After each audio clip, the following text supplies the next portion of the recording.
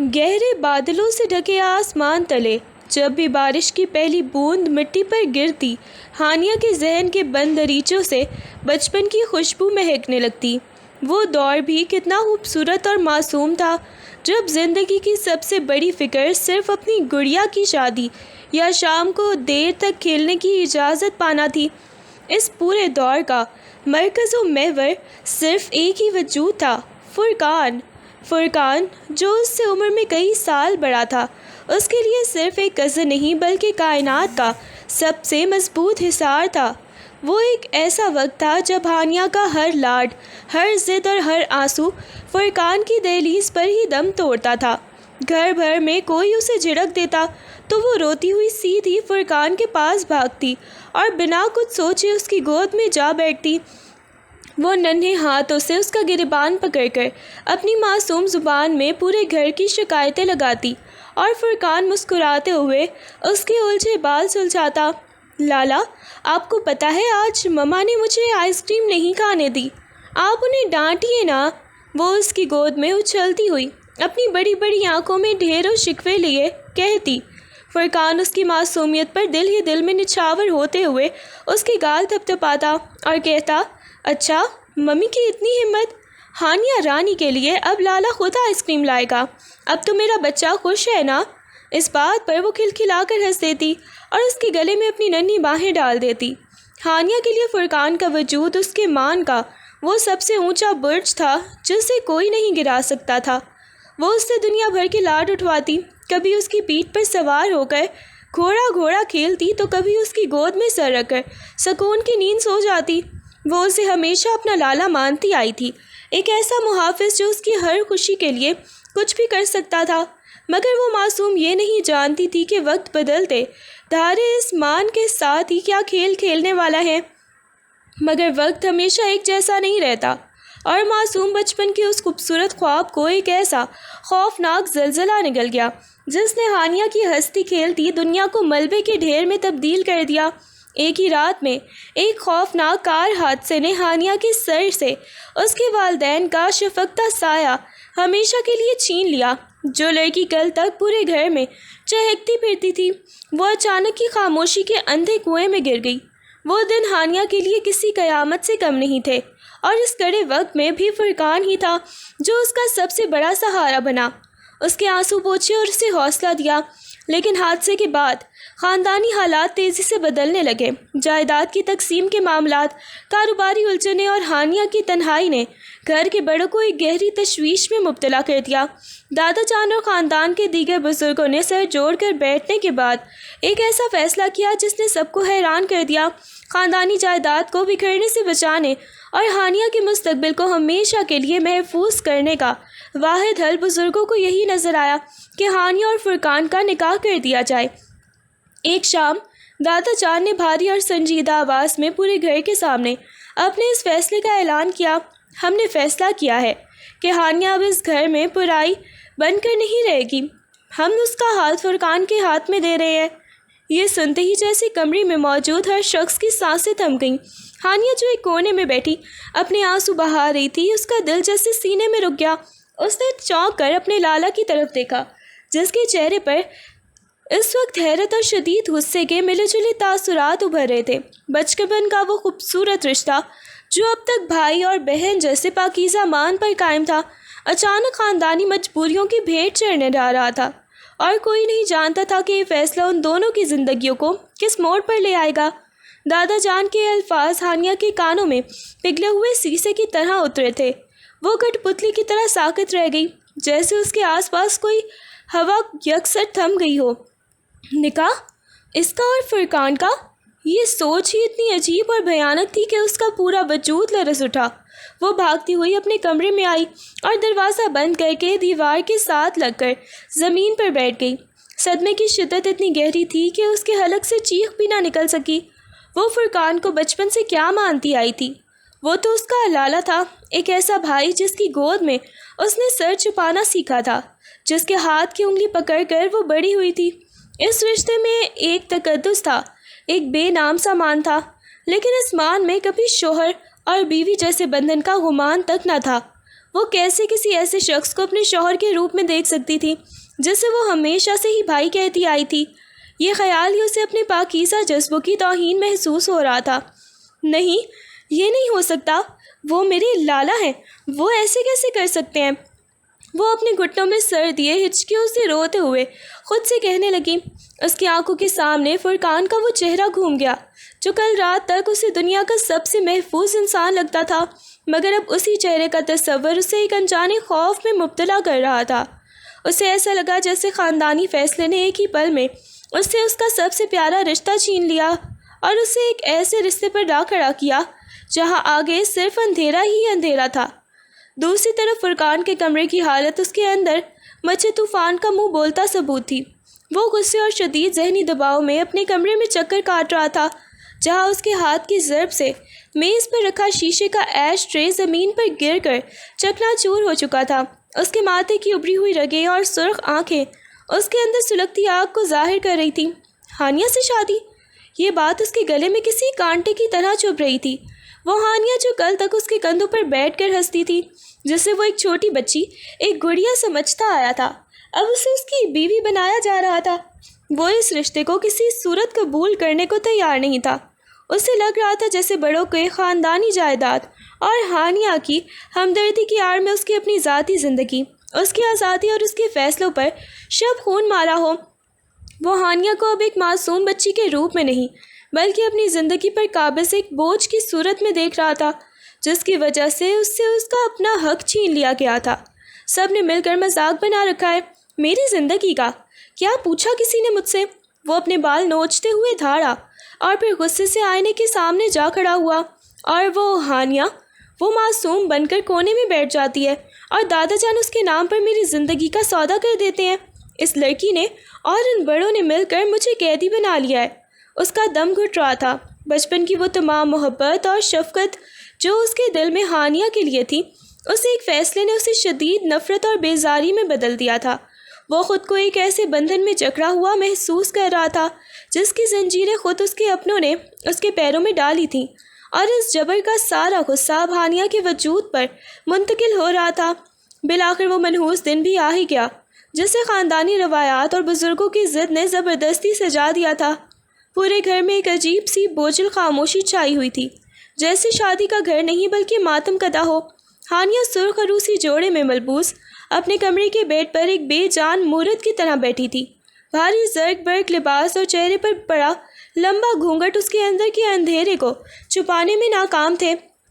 اس کی آنکھوں سے بہنے والے آنسو لکیروں کی صورت اس کے گالوں پر جم چکے تھے اور وہ بار بار کانپتے ہاتھوں سے اپنے دوپٹے کو بھینچ لیتی۔ دوسری طرف مردانے میں بیٹھا فرقان سفید شیروانی میں ملبوس کسی جلاد کی طرح سخت چہرہ لیے بیٹھا تھا۔ اس کے چہرے کی سختی دیکھ کر نکاح خواہ بھی دبی زبان میں بات کر رہا تھا۔ جب قاضی نے اس سے ہانیہ کے ساتھ نکاح کی اجازت چاہی تو اس نے چند سیکنڈ کے لیے اپنی مٹھیاں اس زور سے بھینچی کہ اس کے ناخن ہتھیلیوں میں چبھ گئے۔ اس نے ایک سرد بے لچک آواز میں کہا، قبول ہے۔ یہ الفاظ نہیں تھے بلکہ اس کے اپنے جذبات کا جنازہ تھا جو اس نے خود پڑھا رہا تھا۔ جب یہی کاغذات ہانیہ کے پاس لائے گئے تو قلم اس کے کانپتے ہاتھوں سے بار بار چھوٹ رہا تھا۔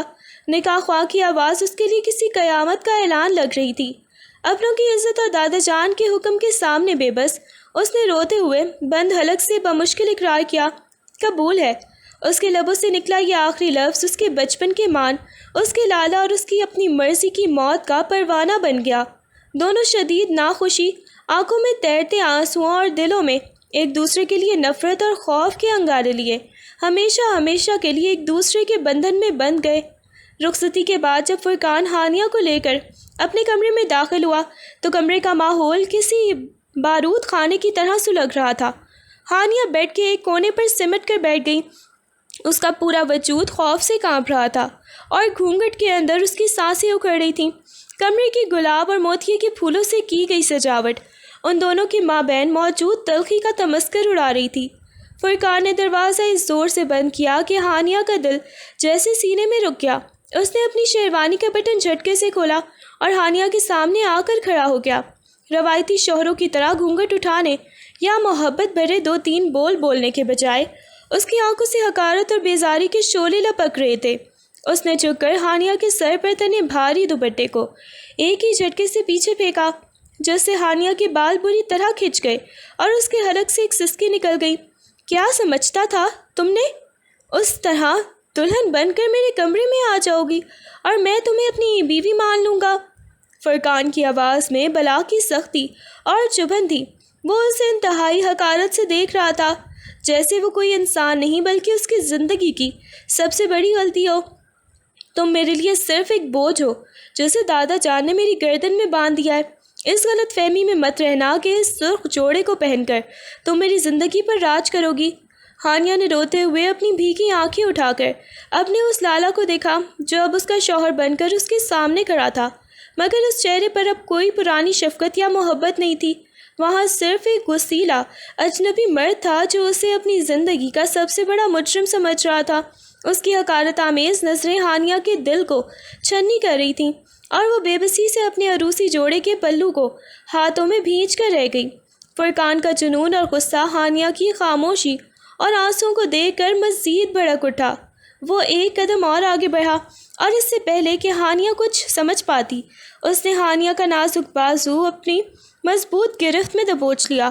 اس کی انگلیاں ہانیہ کے گوشت میں پیوست ہو رہی تھیں، جس سے ہانیہ کے حلق سے ایک تیز چیخ نکل گئی۔ وہ اسے بیڈ سے گھسیٹتا ہوا باتھ روم کی طرف لے جانے لگا، جبکہ ہانیہ اپنے بھاری لہنگے کو سنبھالتی ہوئی اس کے پیچھے لرزتے قدموں سے گرتی پڑتی جا رہی تھی۔ چھوڑیے مجھے لالا، خدا کے لیے چھوڑیں، مجھے درد ہو رہا ہے۔ وہ بے بسی سے روتے ہوئے التجا کرنے لگی اور اپنے دوسرے ہاتھ سے اس کی مضبوط گرفت کو کھولنے کی ناکام کوشش کرنے لگی۔ اس کے منہ سے لالا کا لفظ سنتے ہی فرقان کے چہرے پر ایک خوفناک مسکراہٹ ابھر آئی۔ اس نے باتھ روم کا دروازہ جھٹکے سے کھولا اور ہانیہ کو اندر کی طرف دھکیل دیا۔ ہانیہ فرش پر گرتے گرتے بچی۔ فرقان اس کے اوپر جھکا اور اس کی آنکھوں میں آنکھیں ڈال کر چبائے ہوئے لہجے میں بولا، اب سے میں تمہارا لالا نہیں ہوں، آئی سمجھ؟ اور خود کو سہاگ رات کے لیے تیار کرو۔ ان الفاظ کا کہنا تھا کہ ہانیہ کا خون جیسے جم گیا۔ اس سے پہلے کہ وہ کچھ بول پاتی، فرقان نے ایک سرد اور تضحیک آمیز نظر اس کے زرد پڑتے چہرے پر ڈالی، پیچھے ہٹا اور باتھ روم کا بھاری لکڑی کا دروازہ اس کے منہ پر بند کر دیا۔ اگلے ہی معنی باہر سے کنڈی لگنے کی زبردست آواز آئی۔ ہانیہ نے تڑپ کر دروازے پر ہاتھ مارا۔ لالا، دروازہ کھولیں، لالا پلیز ایسے مت کریں۔ مگر باہر صرف ایک گہری خوفناک خاموشی تھی جس نے اس کی تمام سسکیوں کو اپنے اندر نگل لیا تھا۔ پورا 1 گھنٹہ گزر چکا تھا، مگر باتھ روم کا وہ بند دروازہ ہانیہ کے لیے کسی عمر کی قید جیسا بن گیا تھا۔ خوف، صدمے اور اپنے وجود پر لگی لالا کے نام کی اس آخری چوٹ نے اسے اندر سے یکسر توڑ کر رکھ دیا تھا۔ اس نے زبردستی کی اس شادی کے بھاری اور زرق برق عروسی جوڑے کو نوچ پھینکا تھا، جیسے وہ لباس نہیں بلکہ اس کی بے بسی کا کفن ہو۔ وہ بے حال سی بوجھل باتھ ٹب کے ٹھنڈے پانی میں برہنہ حالت میں سمٹی بیٹھی تھی، جہاں اس کا گورا چٹا وجود سردی اور ڈر سے بری طرح کانپ رہا تھا۔ اس کے لمبے سیاہ بال پانی میں بکھرے ہوئے تھے اور آنسو مسلسل اس کے گالوں سے ہوتے ہوئے ٹب کے پانی میں شامل ہو رہے تھے۔ وہ اپنی باہوں کو اپنے گرد لپیٹے گھٹنوں میں سر دیے ہچکیوں سے رو رہی تھی، دنیا و ما فیہا سے بے خبر۔ دوسری طرف کمرے میں چکر کاٹتے فرقان کے صبر کا پیمانہ اب لبریز ہو چکا تھا۔ گھڑی کی ٹک ٹک اس کے غصے کو مزید ہوا دے رہی تھی۔ 1 گھنٹہ گزر جانے کے بعد بھی جب اندر سے کوئی آہٹ نہ آئی تو اس کا پارا 7ویں آسمان پر پہنچ گیا۔ وہ ہانیہ کی اس خاموشی کو اپنی توہین اور ایک خاموش بغاوت سمجھ رہا تھا کہ وہ اس کے حکم کے باوجود باہر کیوں نہیں آئی۔ ہانیہ، دروازہ کھولو، تمہاری یہ جرأت کہ تم مجھے انتظار کراؤ۔ اس نے باہر سے زور سے دروازے پر مکہ مارا، مگر جب کوئی جواب نہ ملا تو اس کا غصہ ایک جنون میں بدل گیا۔ اس نے ایک زوردار جھٹکے سے باہر کی کنڈی کھولی اور غصے کی لہر میں پاؤں کی ٹھوکر سے باتھ روم کا بھاری دروازہ اندر کی طرف دھکیل دیا۔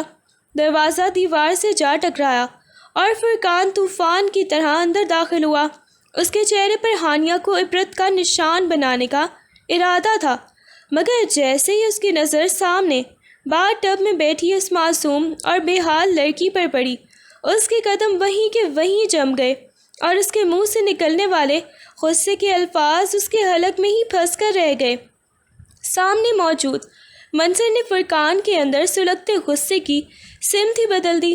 ہانیہ کی وہ بے بسی، پانی میں بکھرے بال اور ڈر سے کانپتا ہوا برہنہ وجود دیکھ کر اس کے دل میں ایک عجیب تیکھا جنون جاگ اٹھا۔ وہ غصہ جو اب تک بیزاری کی شکل میں تھا، اب ایک مالکانہ حق اور جذباتی الجھن کے طوفان میں تبدیل ہو چکا تھا۔ وہ وہیں باتھ روم کے فرش پر بے حجاب ہوتا ہوا اپنی وحشت کو سمیٹے باتھ ٹب کی طرف بڑھا اور ہانیہ کے عین ہی اوپر جھک گیا۔ اس کا اچانک اس طرح اپنے اوپر جھکنا ہانیہ کے لیے کسی بھیانک خواب جیسا تھا۔ وہ خوف سے بری طرح چیخ اٹھی اور پانی کو چھپاتی ہوئی ٹب کے دوسرے کونے کی طرف سمٹنے لگی۔ اس کی بڑی بڑی آنکھوں سے آنسوؤں کا سیلاب کی طرح بہہ رہے تھے۔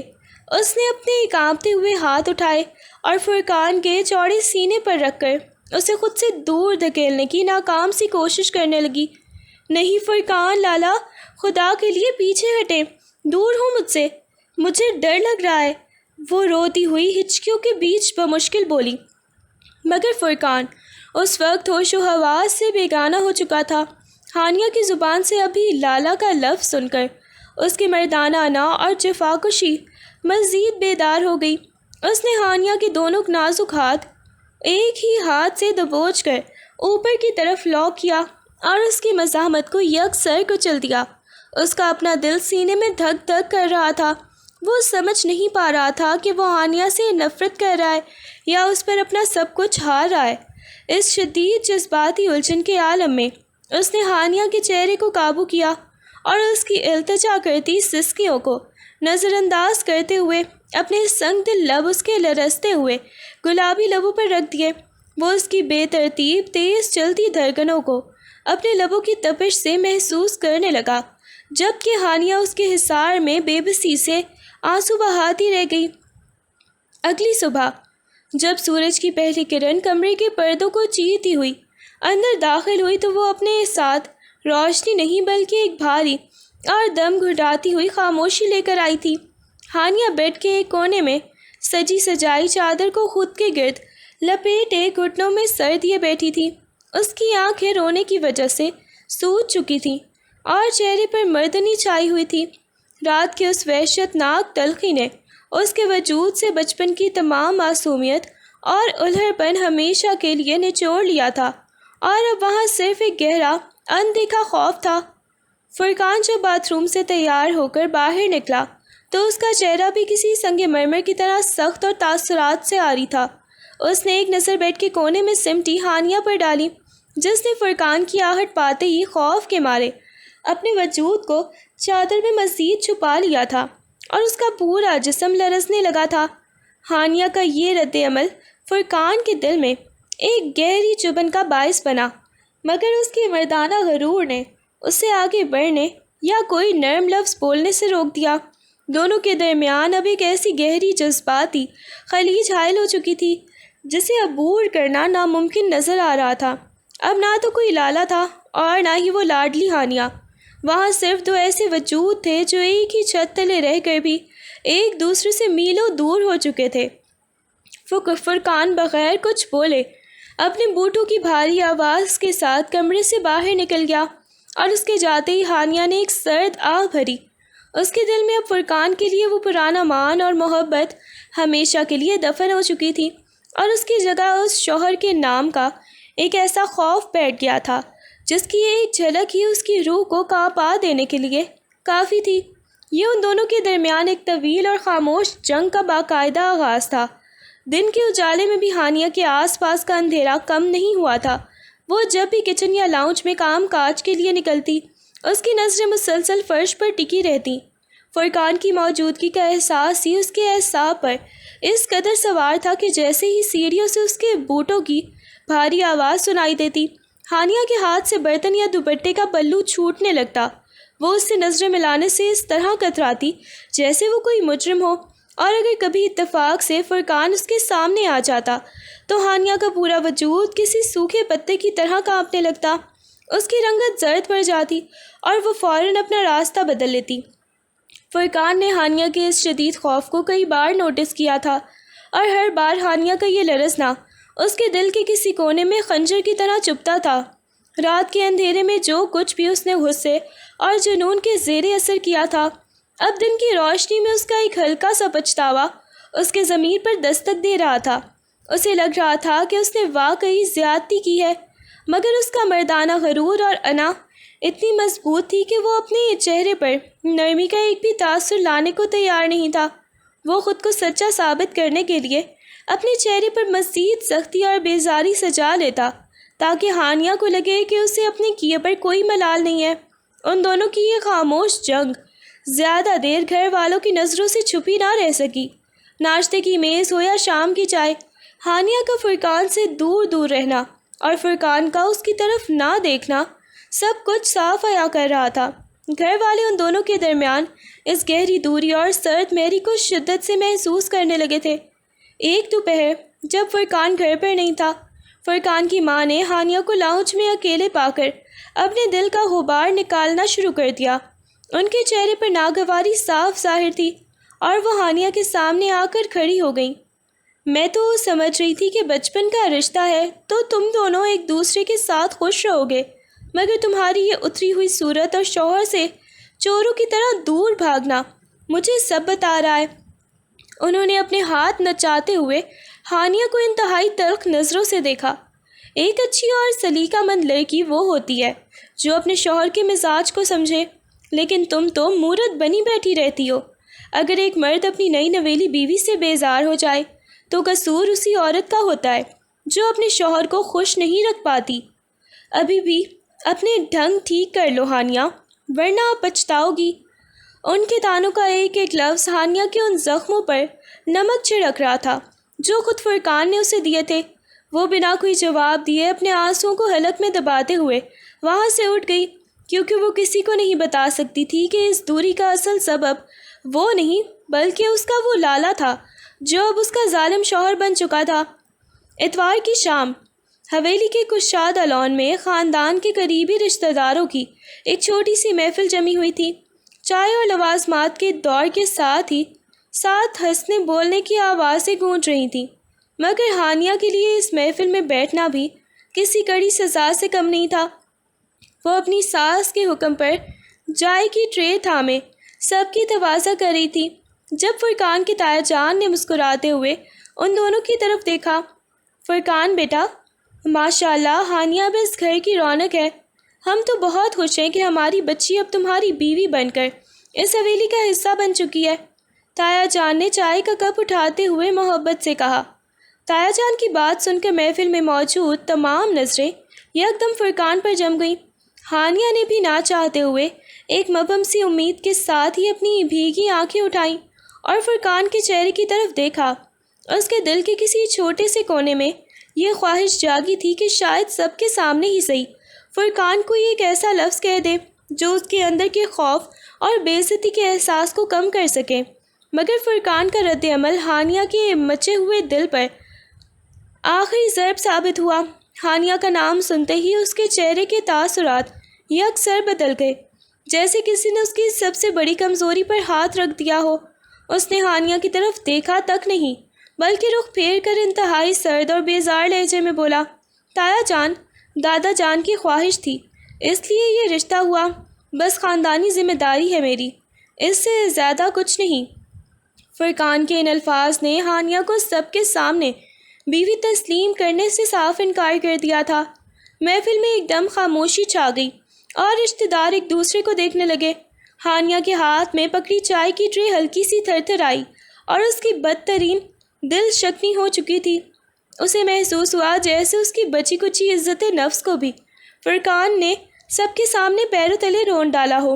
وہ اپنے بہتے آنسوں کو چھپانے کے لیے فوراً سر جھکا کر اندر کی طرف بھاگ کھڑی ہوئی، جبکہ فرقان اپنے کہے پر اندر ہی اندر کرنے کے باوجود چہرے پر وہی بے رخی سجائے بیٹھا رہا۔ اس حویلی کی دیواروں کے پیچھے صرف خاموش جنگ ہی نہیں سلگ رہی تھی، بلکہ حسد کی ایک دھیمی آگ بھی دہک رہی تھی جو کسی بڑے طوفان کا پیش خیمہ تھی۔ فرقان کی دور کی کزن علیزے، جو بچپن سے ہی فرقان کو حاصل کرنے کے خواب دیکھ رہی تھی، اس شادی پر اندر ہی اندر جل کر کوئلہ ہو چکی تھی۔ وہ ہانیہ کی معصومیت اور فرقان کے غصے سے خوب واقف تھی، اور اب اس نے ان دونوں کے مابین موجود دوری کا فائدہ اٹھانے کا فیصلہ کر لیا تھا۔ ایک دوپہر جب حویلی کے مرد حضرات اپنے کاروبار کے سلسلے میں باہر تھے اور ہانیہ کچن کے کاموں سے فارغ ہو کر لاؤنج میں بیٹھی تھی، علیزے ہاتھ میں اپنا قیمتی موبائل فون لیے انتہائی چالاکی سے اس کے پاس آ کر بیٹھ گئی۔ اس کے چہرے پر جھوٹی ہمدردی کے تاثرات تھے۔ ہانیہ، میں کافی دنوں سے دیکھ رہی ہوں کہ تم بہت اداس رہتی ہو۔ علیزے نے اپنے ناخنوں کو دیکھتے ہوئے گویا ہانیہ کے زخموں کو ٹٹولا۔ ویسے غلطی تمہاری بھی نہیں ہے۔ جب کوئی مرد کسی دوسری لڑکی کے چکر میں ہو تو وہ اپنی بیوی کو کیوں گھاس ڈالے گا؟ علیزے کی یہ بات ہانیہ کے دل پر تیر کی طرح لگی۔ اس نے چونک کر علیزے کی طرف دیکھا۔ کیا مطلب؟ آپ کیا کہہ رہی ہیں علیزے باجی؟ علیزے کے لبوں پر ایک زہریلی مسکراہٹ ابھر آئی۔ اس نے اپنے فون کی سکرین ہانیہ کے بالکل سامنے کر دی، جہاں ایک یوٹیوب ویڈیو چل رہی تھی جس کا تھم نیل اور عنوان کسی رومانوی کہانی اور ایک نامعلوم لڑکی کی تصویر پر مبنی تھا۔ یہ دیکھو، فرقان نے یہ ویڈیو لنک اپنے ایک قریبی دوست کو بھیجا تھا اور کہہ رہا تھا کہ وہ اس لڑکی کے خیالات اور اس کہانی سے کس قدر متاثر ہے۔ یہ تو سب جانتے ہیں کہ فرقان شہر کی ایک بزنس پارٹنر کی بیٹی میں دلچسپی رکھتا ہے۔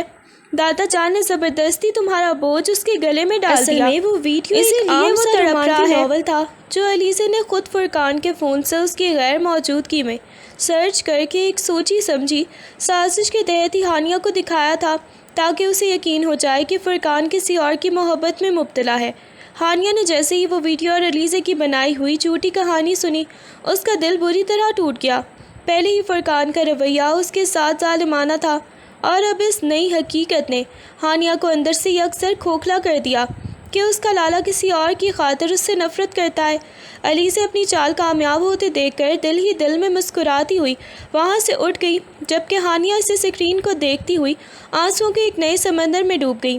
اپنے ٹوٹے ہوئے دل اور حویلی کی گھٹن زدہ فضا سے نجات پانے کے لیے ہانیہ نے ایک بڑا فیصلہ کیا۔ وہ اپنی ادھوری پڑھائی کو دوبارہ شروع کرنا چاہتی تھی، تاکہ اس قید جیسے ماحول سے چند گھنٹے ہی صحیح باہر نکل سکے۔ رات کو جب فرقان اپنے کمرے میں آیا اور بیڈ پر بیٹھ کر اپنے فون میں مصروف ہوا، تو ہانیہ نے اپنے دوپٹے کے پلو کو انگلیوں میں جکڑتے ہوئے بے انتہا خوف اور دباؤ کے ساتھ اپنی آواز کو حوصلہ دیا۔ میں کل سے یونیورسٹی جانا چاہتی ہوں۔ میرا نیا سیمسٹر شروع ہو رہا ہے۔ اس نے سر جھکائے کانپتی آواز میں کہا۔ فرقان نے فون سے نظریں ہٹا کر ایک سرد اور غصیلا رخ اس کی طرف کیا۔ یونیورسٹی کا جانے کا نام سنتے ہی اس کے ماتھے پر بل پڑ گئے۔ یونیورسٹی؟ اس حویلی کی بہو بیٹیاں باہر جا کر تماشا بنیں گی۔ تمہیں گھر میں کسی چیز کی کمی ہے جو اب باہر نکلنے کے بہانے ڈھونڈ رہی ہو؟ میری طرف سے صاف انکار ہے، کوئی ضرورت نہیں ہے باہر جانے کی، اس نے سخت اور حتمی لہجے میں کہا، اور دوبارہ سے فون کی طرف متوجہ ہو گیا۔ ہانیہ کی آنکھوں میں آنسو تیر گئے۔ اس بار اس نے ہار نہیں مانی، بلکہ اس کے اندر چھپی بے بسی ایک التجا بن کر باہر آئی۔ خدا کے لیے منع مت کریں، میں اس گھر میں پاگل ہو جاؤں گی، مجھے بس پڑھنے دیں، میں آپ کے سامنے کبھی نہیں آؤں گی۔ وہ روتے ہوئے بیڈ کے پاس پائے کے ہی بیٹھ گئی۔ اس کی روتی ہوئی صورت اور اس کے منہ سے نکلے یہ الفاظ کہ میں آپ کے سامنے کبھی نہیں آؤں گی، فرقان کے دل میں کسی خنجر کی طرح لگے۔ اسے اپنے رویے کی سختی کا احساس ہوا، مگر اپنے غرور کو برقرار رکھتے ہوئے اس نے ایک گہرا سانس لیا اور اپنے بوٹوں کی نوک کو دیکھتے ہوئے انتہائی سخت شرائط سامنے رکھ دیں۔ ٹھیک ہے، جاؤ، مگر میری کچھ شرائط ہیں۔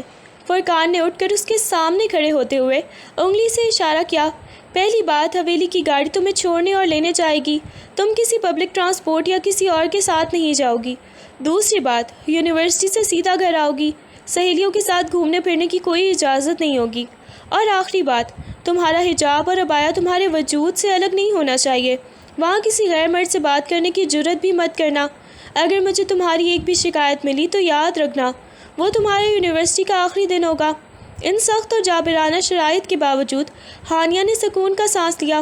اس نے روتے ہوئے ہی سر ہلا کر حامی بھر لی، کیونکہ وہ جانتی تھی کہ ان شرائط کی زنجیریں بھلے ہی سخت ہیں، مگر اس حویلی کے دم گھٹتے ماحول سے کچھ دیر کی آزادی اس کے لیے بہت ضروری تھی۔ یونیورسٹی کا ماحول ہانیہ کے لیے اس دم گھٹتی حویلی سے بہت مختلف تھا، مگر یہاں بھی اس کی اداسی اس کے چہرے سے عیاں رہتی۔ کلاس روم کے ایک کونے میں خاموشی سے بیٹھی ہانیہ کو اس کا ایک کلاس میٹ رابیل اکثر نوٹس کر رہا تھا۔ رابیل ایک سلجھا ہوا اور مددگار لڑکا تھا۔ ایک دن جب پروفیسر نے اگلے ہفتے کے امتحانات کے لیے اہم نوٹس بانٹے تو ہانیہ علالت اور ذہنی دباؤ کی وجہ سے وہ لکھ نہ سکی۔ رابیل نے اس کی پریشانی بھانپ لی اور اپنے رجسٹر سے لے کر اس کی ڈیسک کے پاس آ گیا۔ ہانیہ، اگر تم نے نوٹس نہیں لکھے تو میں تمہاری اس رجسٹر سے فوٹو کاپی کروا سکتی ہو۔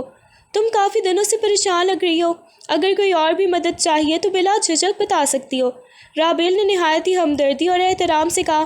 ہانیہ نے ڈرتے جھجکتے اس کا شکریہ ادا کیا اور رجسٹر پکڑ لی۔ وہ نہیں جانتے تھے کہ ٹھیک اسی وقت فرقان اپنی بزنس میٹنگ سے واپسی پر ہانیہ کو سرپرائز پک کرنے کے لیے یونیورسٹی کے اسی کوریڈور کے باہر کھڑا کھڑکی سے یہ سب دیکھ رہا تھا۔ رابیل کو ہانیہ کے اتنے قریب کھڑے دیکھ کر ہانیہ کو کسی غیر مرد سے بات کرتا پا کر فرقان کے اندر حسد اور غصے کی ایک ایسی خوفناک آگ بھڑک اٹھی جس نے اس کے پورے وجود کو اپنی لپیٹ میں لے لیا۔ اس کی مٹھیاں بھیج گئیں اور وہ غصے سے تلملا اٹھا۔ وہ گاڑی میں ہانیہ کو لے کر واپس آیا تو پورے راستے اس کا چہرہ گہرا سرخ رہا اور گاڑی کی رفتار اس کے اندر کے طوفان کا پتہ دے رہی تھی۔ حویلی پہنچتے ہی اس نے ہانیہ کو بازو سے پکڑا اور اپنے کمرے میں لا کر دروازہ اندر سے بند کر دیا۔ اس کا شک اب ایک جنون کی شکل اختیار کر چکا تھا۔ تو یہ ہے تمہاری یونیورسٹی جانے کی اصل وجہ؟ وہاں اس لڑکے کے ساتھ رنگ رلیاں منانے جاتی ہو تم؟ فرقان نے ہانیہ کے ہاتھ سے رابیل کے رجسٹر چھین کر فرش پر پٹکتے ہوئے ہولناک آواز میں دھاڑا۔ میں نے تمہیں منع کیا تھا نا کہ کسی غیر مرد کے قریب مت جانا، مگر تم تو میری پیٹھ پیچھے اپنی وفاداری کا سودا کر رہی ہو۔ فرقان کا یہ گھٹیا شک ہانیہ کے دل پر کسی زہر آلود خنجر کی طرح لگا۔ وہ تڑپ کر رہ گئی اور روتے ہوئے چلائی، خدا کا خوف کریں فرقان، وہ صرف میرا کلاس میٹ ہے، وہ میری مدد کر رہا تھا، آپ مجھ پر اتنا بڑا بہتان کیسے لگا سکتے ہیں؟ زبان بند رکھو اپنی۔ فرقان نے غصے میں دیوار پر ہاتھ مارا، اس کی آنکھیں خون خوار ہو رہی تھیں۔ تمہاری معصومیت کا نقاب اب میرے سامنے اتر چکا ہے ہانیہ، اب سے تمہارا یونیورسٹی جانا ہمیشہ کے لیے بند ہے اور تم اس کمرے سے باہر قدم بھی نہیں نکالو گی۔ ان دونوں کے درمیان ہونے والا یہ جھگڑا پچھلی راتوں سے بھی زیادہ خوفناک تھا، جس نے ان کے رشتے کی رہی سہی امید کو بھی خاک میں ملا دیا تھا۔ فرقان کے منہ سے اپنے کردار پر اتنا بڑا بہتان سن کر ہانیہ کے اندر کا ضبط یکسر ٹوٹ گیا۔ وہ لڑکی جو اب تک خوف سے کانپتی تھی تڑپ کر کھڑی ہوئی اور اس کی آنکھوں سے شعلے اور آنسو ایک ساتھ ابل پڑے۔ اس نے اپنے دونوں ہاتھ اپنے سینے پر مارے اور پہلی بار اپنی پوری قوت سے روتے ہوئے فرقان کو جواب دیا، بس فرقان، بہت ہو گیا، اب ایک لفظ بھی اپنے منہ سے مت نکالیے گا۔ آپ نے مجھ پر شک کیا، میری پاک دامنی پر کیچڑ اچھالا۔ اس کی آواز میں اتنی تکلیف تھی کہ کمرے کے در و دیوار ہل اٹھے۔ آپ نے تو اپنی انا کی خاطر میری پوری زندگی برباد کر دی۔ آپ نے مجھ سے میرا وہ لالا بھی چھین لیا جس کی گود میں میں سر رکھ کر دنیا کے سارے دکھ بھول جاتی تھی، اور شوہر کا مان بھی مجھے کبھی نہیں دیا۔ آپ صرف ایک ظالم مرد بن کر مجھ پر غصہ نکالتے رہے ہیں۔ ہانیہ کے یہ تڑپتے ہوئے الفاظ فرقان کے کانوں سے ہوتے ہوئے سیدھے اس کے دل میں تیر کی طرح پیوست ہو گئے۔ آپ نے مجھ سے میرا لالا بھی چھین لیا اور شوہر کا مان بھی نہیں دیا۔ یہ جملہ جیسے کمرے میں بار بار گونجنے لگا۔ فرقان کے اٹھتے ہوئے ہاتھ ہوا میں ہی معلق رہ گیا اور اس کے چہرے کا غصہ یکدم غائب ہو گیا، جیسے کسی نے اس کے پیروں تلے سے زمین کھینچ لی ہو۔ وہ ہانیہ کو اس طرح شدت سے روتے اور بکھرتے دیکھ کر اندر سے بری طرح سے ہل کر رہ گیا۔ اس کی نظر فرش پر بکھرے نوٹس اور ہانیہ کے سوجے ہوئے چہرے پر گئی تو پہلی بار اس کے مردانہ غرور کا پردہ چاک ہوا۔ اس کی زمین نے اس پر ملامت کی بارش کر دی۔ اسے شدت سے احساس ہوا کہ وہ خاندانی غصہ اور اپنی بیزاری اس معصوم لڑکی پر نکال کر کتنی بڑی زیادتی کر رہا تھا۔ وہ ہانیہ جس کا اس دنیا میں اب اس کے سوا کوئی سہارا نہیں تھا، اسی کو وہ روز جیتے جی مار رہا تھا۔ فرقان کے لب یکسر جیسے سل گئے، وہ چاہ کر بھی اپنے دفاع میں ایک لفظ نہ بول سکا اور گہرے احساس جرم میں ڈوبا لرزتے قدموں سے پیچھے ہٹ گیا۔ اگلی چند راتیں فرقان نے سخت بے چینی میں گزاری۔ ہانیہ کے وہ تڑپتے ہوئے الفاظ اس کے کانوں میں مستقل گونج رہے تھے جنہوں نے اس کی نیندیں اڑا دی تھی۔ اس کے اندر کا پچھتاوا اب اس کے رویے سے عیاں ہونے لگا تھا۔ وہ جو کبھی غصے سے بات کرتا تھا اب ہانیہ کے سامنے آتے ہی اپنی آواز دھیمی کر لیتا۔ ایک شام جب ہانیہ کمرے میں کپڑے استری کر رہی تھی فرقان آہستہ قدموں سے اس کے قریب آیا۔ اس نے اپنے ہاتھ میں پکڑا ہوا جوس کا گلاس میز پر رکھا اور انتہائی نرم اور دبی ہوئی آواز میں بولا، ہانیہ، تم نے صبح سے کچھ نہیں کھایا، یہ جوس پی لو، اور اگر تم چاہو تو کل سے دوبارہ یونیورسٹی جا سکتی ہو، میں تمہیں خود چھوڑنے جاؤں گا۔ ہانیہ نے استری وہیں روکی، مگر اس نے نہ تو جوس کے گلاس کو دیکھا اور نہ ہی فرقان کی طرف نظر اٹھائی۔ اس کے چہرے پر ایک عجیب سی سرد مہری اور لا تعلقی چھائی ہوئی تھی۔ فرقان کا یہ بدلا ہوا روپ اس کے دل کے زخموں کو بھرنے کے لیے بہت کم اور بہت دیر سے آیا تھا۔ مجھے کسی جوس کی ضرورت نہیں ہے، اور نہ ہی مجھے اب یونیورسٹی جانا ہے، اس نے انتہائی سپاٹ اور بے جان لہجے میں کہا۔ اس نے استری بند کی، اپنے کپڑے اٹھائے اور فرقان کے جواب کا انتظار کیے بغیر بیڈ کے دوسرے کونے کی طرف چلی گئی، جیسے وہ فرقان کے سائے سے بھی دور بھاگنا چاہتی ہو۔ فرقان نے اس کی اس دوری کو شدت سے محسوس کیا۔ وہ ایک قدم اور آگے بڑھا اور تڑپ کر اس کا ہاتھ تھامنا چاہا۔ ہانیہ، میری بات تو سنو۔ مگر جیسے ہی فرقان کا ہاتھ اس کے بازو سے چھوا، ہانیہ نے ایک جھٹکے سے اپنا ہاتھ پیچھے کھینچا، جیسے اسے کسی نے جلتے ہوئے کوئلے سے چھو دیا ہو۔ اس کی آنکھوں میں پرانا خوف اور بیزاری ایک ساتھ جاگ اٹھی تھی۔ پلیز مجھ سے دور رہیں۔ وہ دیوار کے ساتھ لگ کر کھڑی ہو گئی، اس کا پورا وجود لرز رہا تھا۔ فرقان کا ہاتھ ہوا میں ہی رک گیا۔ اسے اندازہ ہو گیا کہ اس نے ہانیہ کے دل میں اپنے نام کا جو خوف اور نفرت بوئی تھی، اب وہ اتنی آسانی سے ختم ہونے والی نہیں تھی۔ وہ جتنا اس کے قریب آنے کی کوشش کر رہا تھا، ہانیہ اتنی ہی اس سے دور بھاگ رہی تھی۔ احساس جرم کی دلدل میں دھنسے فرقان نے اب ہانیہ کے دل تک پہنچنے کے لیے نئے راستے تلاش کرنا شروع کر دیے۔ وہ روزانہ شام کو گھر لوٹتے ہوئے شہر کے سب سے مہنگے بازاروں کا رخ کرتا۔ کبھی وہ ہانیہ کی پسندیدہ کتابیں خرید کر لاتا، کبھی ریشمی کپڑے تو کبھی قیمتی خوشبوئیں۔ وہ انتہائی کو اس امید کے ساتھ کمرے میں لاتا کہ شاید ان چمکدار چیزوں کو دیکھ کر ہانیہ کے چہرے پر بچپن جیسی کوئی ایک مسکراہٹ لوٹ آئے۔ ایک شام فرقان نے مخمل کے خوبصورت ڈبے کو بیڈ کے سائڈ ٹیبل پر رکھا، جس میں سونے کے نازک کنگن چمک رہے تھے۔ ہانیہ اس وقت جائے نماز پر بیٹھی تسبیح پڑھ رہی تھی۔ فرقان اس کے قریب آیا اور دھیمے لہجے میں بولا، ہانیہ، یہ تمہارے لیے لایا ہوں، تمہاری کلائیاں بہت سونی لگتی ہیں، انہیں پہن کر دیکھو نا، تم پر بہت اچھے لگیں گے۔ ہانیہ نے نماز ختم کی، دعا مانگی اور سکون سے کھڑی ہو گئی۔ اس نے ایک نظر اس قیمتی ڈبے پر ڈالی، مگر اس کی آنکھوں میں نہ تو کوئی چمک ابھری اور نہ ہی کوئی خوشی۔ اس کے لیے یہ تحائف اس کے ضمیر کو مطمئن کرنے کی ایک ناکام کوشش کے سوا کچھ نہیں تھے۔ ان قیمتی چیزوں سے میرے اندر کی ویرانی کم نہیں ہوگی فرقان صاحب، اس نے انتہائی سپاٹ اور سرد لہجے میں کہا۔ اس نے اس ڈبے کو ہاتھ تک نہیں لگایا، بلکہ اسے وہیں چھوڑ کر الماری سے اپنے سادہ کپڑے نکالنے لگی۔ فرقان وہیں کھڑا اس کی پشت کو دیکھتا رہ گیا۔ ہانیہ کا تحائف کو اس طرح چھوئے بغیر چھوڑ دینا اس کے مردانہ غرور پر نہیں، بلکہ اس پچھتاتے ہوئے دل پر ایک گہرا زخم لگا گیا تھا۔ وہ سمجھ گیا تھا کہ ہانیہ کو اب اس کی دی ہوئی کسی چیز کی ضرورت نہیں تھی، کیونکہ وہ جو چیزیں سے نہیں جذبات سے ٹوٹ چکی تھی۔ حویلی کے وسیع اور اس ہال میں دادا جان کے چھوٹے بھائی کے پوتے کی سالگرہ کی شاندار تقریب جاری تھی۔ پورا خاندان، دور پار کے رشتہ دار اور علیزے اپنے والدین کے ساتھ وہاں موجود تھی۔ ہانیہ حسب معمول ہی ہلکے رنگ کے سادہ مگر پروقار لباس میں سر پر دوپٹہ جمائے ایک کونے میں صوفے پر بیٹھی تھی، جبکہ علیزے رشتہ دار خواتین کے بیچ کھڑی متکبرانہ انداز میں مسکرا رہی تھی۔ وہ ہانیہ کی تنہائی کا تماشا دیکھنے کے لیے بے تاب تھی۔ اسی دوران فرقان مردانے سے نکل کر ہال میں داخل ہوا۔ اس کی نظریں سیدھی ہانیہ پر گئیں، جو سب کے بیچ ہو کر بھی اکیلی دکھائی دے رہی تھی۔ وہ بڑے رعبدار قدم اٹھاتا ہوا سیدھا ہانیہ کے پاس پہنچا۔ ہانیہ نے اس کی آہٹ پا کر ہمیشہ کی طرح ڈر کر سر جھکانا چاہا، مگر اس سے پہلے کہ وہ رخ پھیرتی، فرقان نے سب کے سامنے نہایت ہی نرمی مگر مضبوطی سے اس کا نازک ہاتھ اپنی گرفت میں لے لیا۔ ہانیہ نے چونک کر چہرہ اٹھایا۔ اس کی بڑی بڑی آنکھوں میں حیرت اور گھبراہٹ صاف عیاں تھی۔ محفل میں موجود خواتین، خصوصاً علیزے کی نظریں ان کے جڑے ہوئے ہاتھوں پر تھم گئیں۔ علیزے نے طنز کا تیر چلانے کے لیے آواز اونچی کی، ارے فرقان، سب کے سامنے ہانیہ کا ہاتھ ایسے تھام رکھا ہے جیسے کوئی قیمتی امانت ہو۔ خاندانی مجبوری کے اس رشتے کو اتنا سنجیدہ لینے کی کیا ضرورت ہے؟ علیزے کی زہر آلود بات پر ہال میں ایک خاموشی چھا گئی۔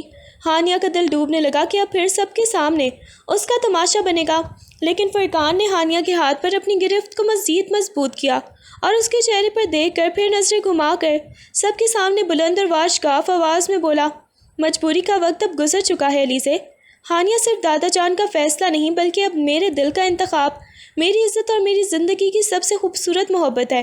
جو اس کی عزت نہیں کر سکتا وہ میری محفل سے دور رہے۔ فرقان کے ان الفاظ نے جیسے پورے ہال میں دھماکہ کر دیا۔ ہانیہ نے اڑتی ہوئی رنگت کے ساتھ فرقان کو دیکھا جس کی آنکھوں میں اس وقت اس کے لیے سچا مان اور تحفظ کا احساس چمک رہا تھا۔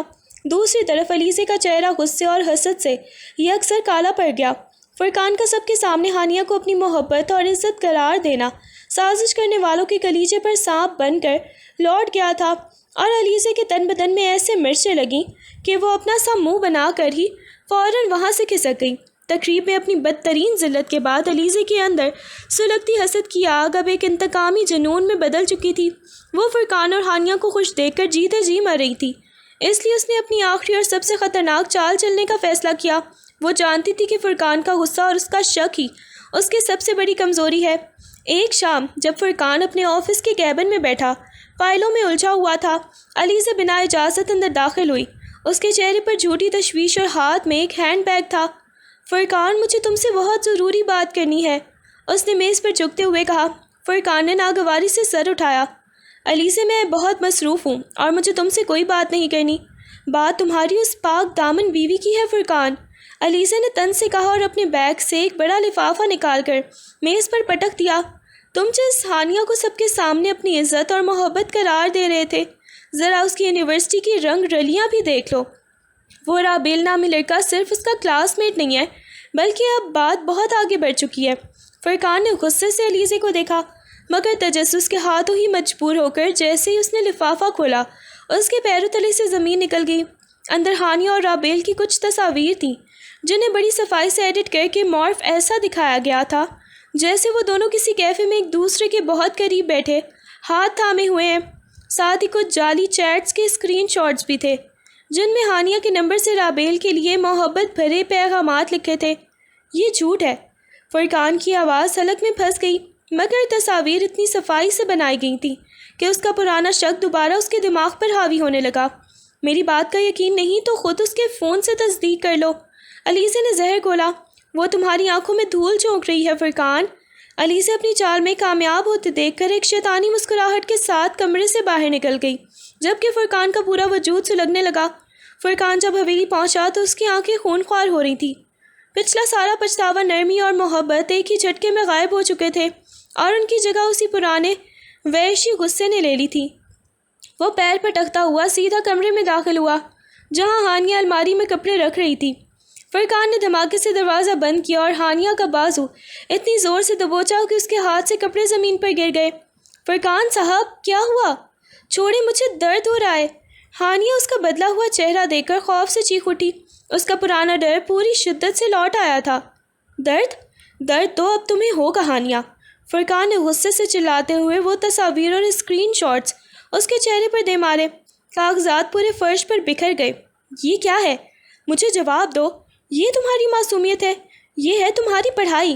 ہانیہ نے کانپتے ہاتھوں سے فرش سے ایک تصویر اٹھائی۔ تصویر دیکھتے ہی اس کے ہوش اڑ گئے۔ یہ میں نہیں ہوں، خدا کے لیے میری بات کا یقین کریں، یہ تصاویر جھوٹی ہیں، میں کبھی اس لڑکی کے ساتھ کہیں نہیں گئی۔ وہ روتی ہوئی فرقان کے پاؤں میں بیٹھ گئی۔ بس اپنی جھوٹی زبان بند کرو، فرقان نے اس کے دوپٹے سے اسے جھٹکا دیا۔ اس کا غصہ کنٹرول سے بالکل باہر تھا۔ میں نے تم پر یقین کیا، تمہیں اپنی محبت مانا اور تم نے میری پیٹھ میں چھرا گھونپا۔ سچ بتاؤ، کیا رشتہ ہے تمہارا اس کے ساتھ؟ کچھ نہیں ہے فرقان، اللہ کی قسم میں پاک صاف ہوں، یہ کسی کی سازش ہے۔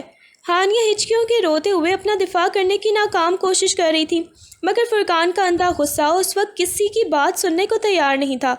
اس کی بے رحم باز پرس اور گھٹیا شک نے ہانیہ کی روح کو ایک بار پھر تار تار کر دیا تھا۔ فرقان کے اس گھٹیا شک اور بے رحم سوالات نے ہانیہ کے اندر موجود ضبط کے آخری بندھن کو بھی یکسر توڑ دیا۔ وہ لڑکی جو اب تک اس حویلی کے ہر ظلم، ہر تانے اور ہر سختی کو صابر بن کر سہتی آئی تھی، اپنی پاک دامنی پر اپنے اتنے بڑے داغ کو برداشت نہ کر سکی۔ اس کا روتا ہوا چہرہ یکدم ساکت ہو گیا اور آنکھوں سے بہتے آنسو جیسے جم سے گئے۔ وہ دھیرے سے فرش سے اٹھی اور اپنی بڑی بڑی اجڑی ہوئی آنکھوں سے فرقان کو دیکھا، جن میں اب خوف نہیں بلکہ ایک گہری خوفناک نفرت اور بیزاری تھی۔ بہت ہو گیا فرقان صاحب، اب بہت ہو گیا۔ اس کی آواز میں اب کوئی لرزش نہیں تھی بلکہ ایک سرد اور مردہ سکون تھا۔ آپ کا غصہ، آپ کی وحشت، آپ کی دی ہوئی تکلیفیں میں نے سب کچھ اپنے نصیب کا لکھا سمجھ کر کاٹ لیا، لیکن جب آپ میری روح کو کچلنے کے بعد میرے کردار پر کیچڑ اچھالنے پر اتر آئے ہیں تو میرے پاس اب یہاں کھڑے رہنے کی کوئی وجہ باقی نہیں رہی۔ ہانیہ، میں ان تصاویر کے بارے میں۔ فرقان نے اس کے بدلے ہوئے تیور دیکھ کر تڑپ کر کچھ کہنا چاہا، مگر ہانیہ نے اپنا ہاتھ اٹھا کر اسے وہیں روک دیا۔ اب آپ کے کسی سوال کا جواب دینا میں اپنے وجود کی توہین سمجھتی ہوں۔ اس نے زمین پر بکھری ہوئی تصاویر کو اپنے پاؤں کی ٹھوکر سے ہٹایا۔ اس نے نہ تو کوئی کپڑا اٹھایا اور نہ ہی کوئی سامان لیا۔ وہ جس سادہ لباس میں تھی اسی میں اپنے سر پر دوپٹے کو مضبوطی سے اوڑھتی ہوئی فرقان کو اپنے راستے سے ہٹا کر کمرے سے باہر نکل گئی۔ فرقان نے سمجھا کہ وہ حویلی چھوڑ کر جا رہی ہے۔ وہ اس کے پیچھے بھاگا، مگر ہانیہ مین گیٹ کی طرف جانے کے بجائے حویلی کے پچھلے حصے کی طرف بڑھ گئی، جہاں ملازموں کے کوارٹرز کے قریب ایک پرانا، اندھیرا اور ویران کمرہ تھا، وہی کمرہ جہاں شادی سے پہلے وہ کبھی کبھار تنہائی میں رویا کرتی تھی۔ ہانیہ اس ویران کمرے کے اندر داخل ہوئی، اور اس سے پہلے کہ فرقان وہاں پہنچتا، اس نے بھاری لکڑی کا دروازہ اس کے منہ پر بند کر کے اندر سے زنجیر چڑھا دی۔ ہانیہ، دروازہ کھولو، باہر آؤ، میری بات تو سنو۔ فرقان نے پاگلوں کی طرح دروازے پر مکے مارنے شروع کر دیے، مگر اندر سے کوئی جواب نہیں آیا۔ ہانیہ اس اندھیرے کمرے کے فرش پر پیٹھ کے بل دیوار سے لگ کر بیٹھ گئی۔ اس نے اپنے کانوں پر ہاتھ رکھ لیے تاکہ فرقان کی آواز اس تک نہ پہنچ سکے۔ حویلی کے اس پرانے کمرے کی بندش میں ہانیہ نے خود کو دنیا و ما فیہا سے کاٹ لیا تھا، اور باہر کھڑا فرقان اب اپنے ہی غصے کی آگ میں خود ہی جلسنے لگا تھا۔ فرقان حویلی کے اس بند دروازے کے باہر تک ہار کر اپنے ہی کمرے میں لوٹ آیا، جہاں اس کا دماغ کسی سلگتے ہوئے تنور کی طرح دھڑک رہا تھا۔ اسی اضطراب کے عالم میں اس کی نظر بیڈ کی سائڈ ٹیبل پر پڑی علیزے کے دیے ہوئے اس لفافے پر پڑی۔ غصے کی ایک لہر میں اس نے ان تصاویر کو دوبارہ اٹھایا، مگر اس بار شک کی اینک اتر چکی تھی، اور ایک بزنس مین کا پرکھتا ہوا دماغ جاگ اٹھا تھا۔ اس نے غور سے رابیل کے ہاتھ اور ہانیہ کے کندھے کو ملاپ کو دیکھا۔ فوٹو شاپ کی ایک باریک سی لائن، ایج لائن اور بیک گراؤنڈ کی غیر قدرتی چمک اس کی آنکھوں کے سامنے صاف عیاں ہو گئی۔ یہ تصاویر 100% جعلی تھی، جنہیں بڑی ہی صفائی سے ایڈٹ کیا گیا تھا۔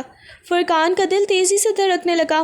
اس نے فوراً اپنا فون اٹھایا اور اپنے IT ہیڈ کو وہ تصاویر واٹس ایپ کی، ساتھ ہی ہانیہ کے فون کا ڈیٹا جو اس نے جھگڑے کے دوران چھین لیا تھا چیک کرنے لگا۔ 15 منٹ بعد IT ہیڈ کا فون آیا۔ سر، یہ تصاویر 100% مورفڈ ہے، یعنی ایڈٹ شدہ ہیں، اور جہاں تک ان اسکرین شاٹس کا تعلق ہے، یہ ایک فیک چیٹ بنانے والی اپلیکیشن کے ذریعے تیار کیے گئے ہیں۔ ان کا ہانیہ بھابھی کے نمبر سے کوئی بھی تعلق نہیں ہے۔ اسی لمحے ہانیہ کے فون کی گیلری اور ڈیلیٹڈ فولڈرز کو اسکرین کرتے ہوئے فرقان کو ایک خفیہ آڈیو ریکارڈنگ ملی۔ یہ اس دن کی ریکارڈنگ تھی جب علیزے نے ہانیہ کو وہ YouTube ویڈیو دکھائی تھی۔ ریکارڈنگ میں علیزے کی آواز صاف گونج رہی تھی۔ دادا جان نے زبردستی تمہارا بوجھ اس کے گلے میں ڈال دیا، اسی لیے وہ تڑپ رہا ہے۔ اور پھر علیزے کا ہانیہ کو رابیل کے نام پر بلیک میل کرنے کی منصوبہ بندی کا اعتراف بھی اس میں شامل تھا، جو ہانیہ نے نادانستگی میں ہی اپنے دفاع کے لیے ریکارڈ کر لیا تھا۔ سچائی کسی بجلی کی طرح فرقان کے وجود پر گری۔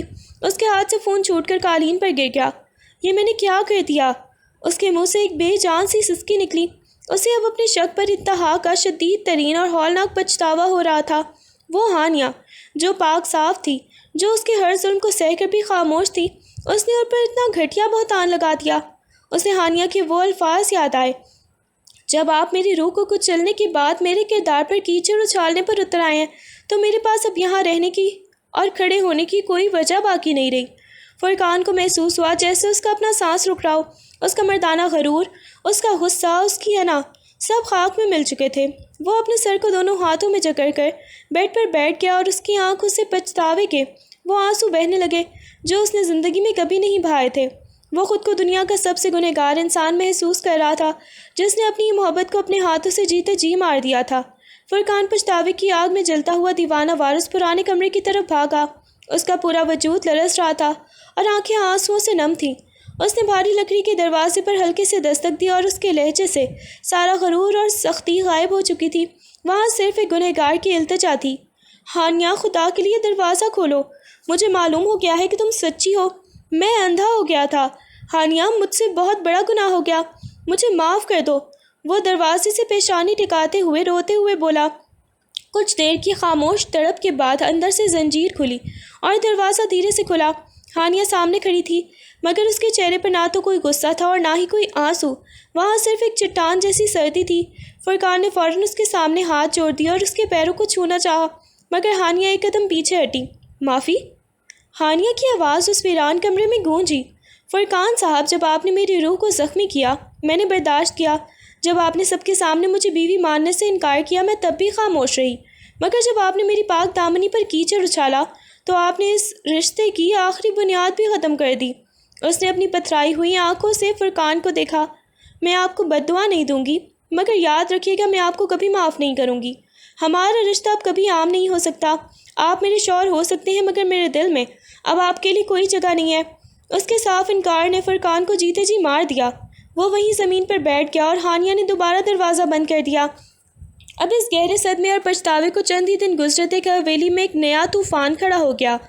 علیزہ اور اس کے خاندان نے جب دیکھا کہ ان کی پہلی سازش بے نقاب ہو چکی ہے اور فرقان اب ہانیہ کے پیروں میں بیٹھ گیا ہے تو ان کی نفرت ایک خطرناک حد تک بڑھ گئی۔ وہ جانتے تھے کہ جب ہانیہ اس گھر میں ہے فرقان کو وہ حاصل نہیں کر سکتے۔ ایک شام جب فرقان کسی ضروری بزنس میٹنگ کے سلسلے میں شہر سے باہر گیا ہوا تھا، حویلی میں عجیب سا سناٹا تھا۔ ہانیہ کچن سے اپنے لیے پانی کا گلاس لینے نکلی تو اپنی پچھلی سمت سے کسی کی موجودگی کا احساس ہوا اسے۔ اس سے پہلے کہ وہ مڑ کر دیکھتی، علیزے کے بھیجے ہوئے ایک اجنبی کارندے نے جو اندھیرے کا فائدہ اٹھا کر حویلی میں داخل ہوا تھا، سیڑھیوں کے اوپری حصے پر ہانیہ کو بے خبری میں زور سے دھکا دے دیا۔ ہانیہ کے منہ سے ایک تیز چیخ نکلی اور وہ سنبھل نہ سکی۔ وہ سیڑھیوں سے بری طرح لڑکھڑکتی ہوئی نیچے سنگ مرمر کے فرش پر آ گری۔ اس کا سر نیچے لگے لوہے کے گلدان سے ٹکرایا اور اس کی آنکھیں بند ہونے لگیں۔ فرش پر خون کی ایک سرخ لکیر پھیلنے لگی۔ علیزہ کی اس خوفناک سازش نے ہانیہ کو موت اور زندگی کی کشمکش میں لا کھڑا کیا تھا اور حویلی کی فضا ایک بار پھر چیخ و پکار سے گونج اٹھی۔ جیسے ہی ہانیہ سیڑھیوں سے نیچے گری، اسی لمحے فرقان اپنی میٹنگ منسوخ کر کے حویلی کے مرکزی دروازے سے داخل ہوا۔ ہانیہ کی چیخ اور فرش پر گرنے کی ہولناک آواز سن کر اس کا دل سے سینے سے باہر آ گیا۔ اس نے دیکھا کہ اندھیرے کا فائدہ اٹھا کر ایک نقاب پوش کارندہ پچھلے دروازے کی طرف بھاگ رہا تھا اور اس کے ہاتھ میں ایک بھاری لوہے کا راڈ تھا۔ وہ جو بے ہوش ہانیہ پر آخری وار کرنے کے لیے پلٹا تھا۔ فرقان نے ایک سیکنڈ بھی ضائع نہیں کیا۔ وہ اپنی جان کی پرواہ کیے بغیر شیر کی طرح جھپٹا اور اس پر حملہ آور کے سامنے دیوار بن کر کھڑا ہو گیا۔ کارندے نے پوری قوت سے راڈ کا وار کیا جو سیدھا فرقان کے سر اور دائیں کندھے پر لگا۔ شدید چوٹ کے باوجود فرقان نے اس گنڈے کو دبوچ لیا اور اسے اتنی زور سے فرش پر پٹخا کہ وہ دوبارہ اٹھ نہ سکا اور حویلی کے چوکیداروں نے اسے وہیں جکڑ لیا۔ فرقان کے سر سے خون تیزی سے بہہ رہا تھا مگر وہ اپنی تکلیف کو بھول کر لڑکھڑاتے ہوئے قدموں سے ہانیہ کے پاس پہنچا۔ اس نے اپنی جان پر کھیل کر ہانیہ کو مزید نقصان سے بچا لیا تھا اور اب خود بھی بے ہوش ہوتے ہوئے ہانیہ کے پاس ہی فرش پر گر پڑا۔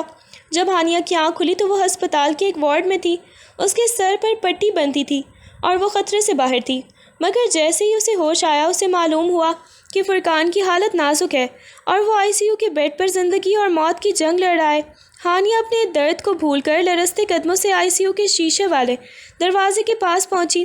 سامنے بستر پر فرقان بے ہوش پڑا تھا۔ اس کے پورے سر پر پٹیاں تھیں اور متعدد مشینوں کی تاریں اس کے وجود کے ساتھ ہی جڑی ہوئی تھیں۔